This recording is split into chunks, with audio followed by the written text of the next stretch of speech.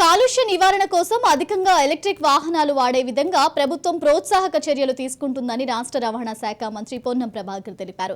సికింద్రాబాద్ లో Jasper Tata motor వారి Tata punch EV కారును మంత్రి ప్రారంభించారు. ఈ సందర్భంగా ఎలక్ట్రిక్ వాహనాల ద్వారా కాలుష్యం ఉండదని, మెయింటెనెన్స్ కూడా తక్కువ ఉంటుందని పొన్నం అన్నారు. ఇప్పటికే 400 ఛార్జింగ్ కేంద్రాలు ఏర్పాటు చేశామని, మరో 1000 కేంద్రాలు రాబోతున్నాయని మంత్రి పేర్కొన్నారు. దేశ అభివృద్ధిలో టాటా బిర్లా పాత్ర కూడా ఉందని మంత్రి పొన్నం ప్రభాకర్ స్పష్టం చేశారు.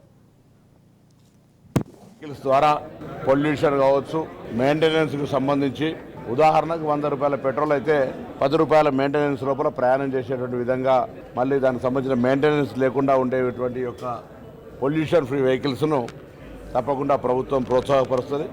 దీనికి సంబంధించిన చిన్న చిన్న రిజిస్ట్రేషన్ పరమైన అంశాలు ఉన్నాయి.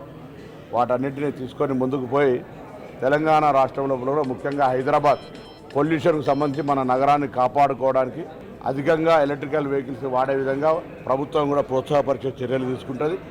కాలుష్యరహితంగా ఉండాలని ఈ వాహనాలు తయారు చేస్తూ ఉన్నారు. దానికి అనుగుణంగా ప్రభుత్వం కావచ్చు, సంస్థలు కావచ్చు, ఇప్పటికీ ఒక 400 ఛార్జింగ్ సెంటర్లు ఓపెన్ చేసినారు. ఇంకొక 1000 వరకు కూడా మిగతా సెంటర్స్ను కనెక్టివిటీ పెంచినారు. ఏ ప్రయాణం చేసినా ఎక్కడికి వెళ్ళినా ఛార్జింగ్ సమస్య లేకుండా ఉండే విధంగా కూడా చర్యలు తీసుకోవడం జరుగుతుంది. దానికి సంబంధించినటువంటి ఇన్ఫ్రాస్ట్రక్చర్ డెవలప్మెంట్ కూడా ఒక స్ట్రాటజీ, ఒక ప్లానింగ్ ఉంది. ఎలక్ట్రికల్ వెహికల్స్ వాడకాన్ని ప్రోత్సాహపరిచే విధంగా తెలంగాణ రాష్ట్ర ప్రభుత్వం తరఫున